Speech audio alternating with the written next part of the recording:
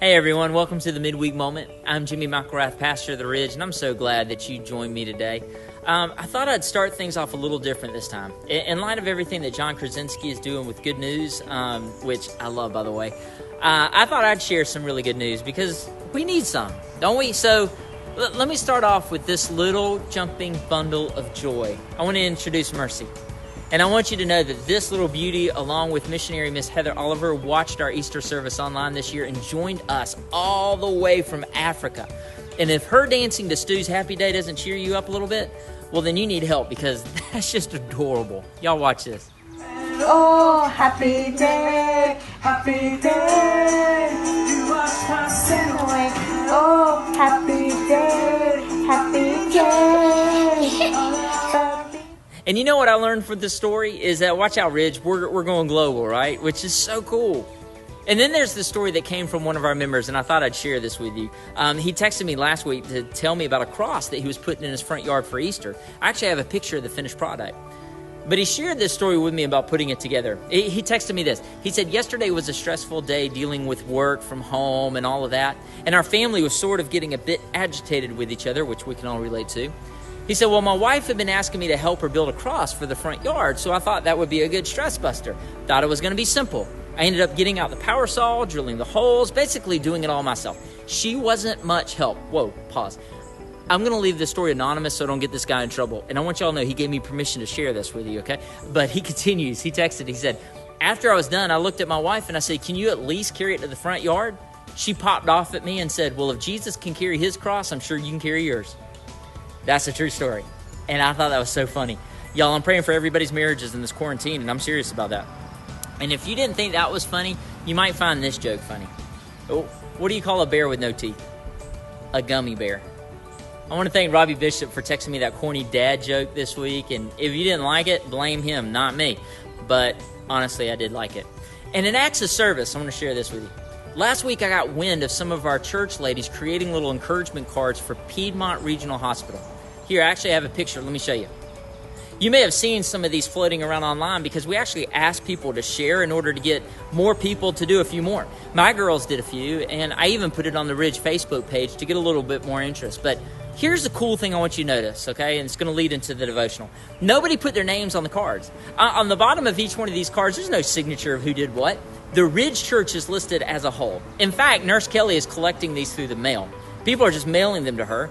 And then what she's going to do is she's going to go into the hospital and randomly put them on computers all over the place just to encourage the medical staff, our heroes on the front line of this pandemic.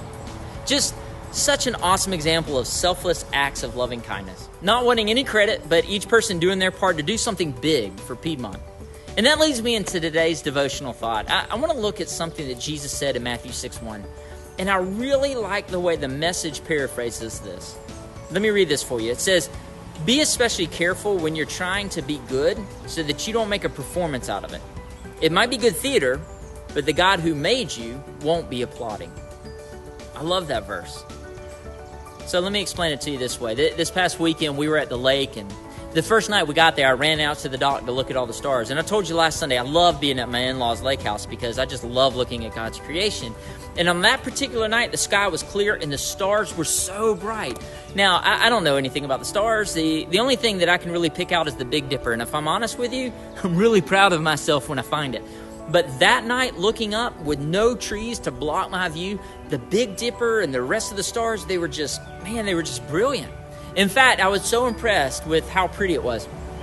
I called Shannon on the phone.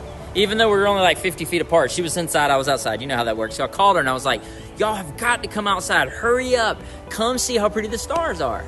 So a few minutes later, Shannon and the girls made their way down to where I was. And when they did, they had their phones in their hands with super bright flashlights to light up the steps so they wouldn't trip on their way down.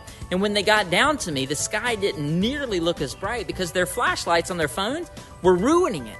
And then I had spots in my eyes because I looked directly into the light. And I can't remember which girl said it, but somebody was like, wow, I think Dad really over-exaggerated this a little bit.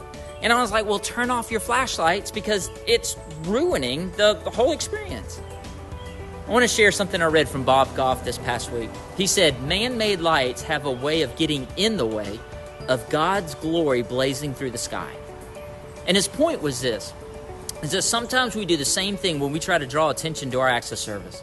We've all seen these great moments of serving someone, just this brilliant light of love and service that brightens up this section of someone's world, but then that same person tries to shine their own light on it, and when they do, the glory is just kind of gone.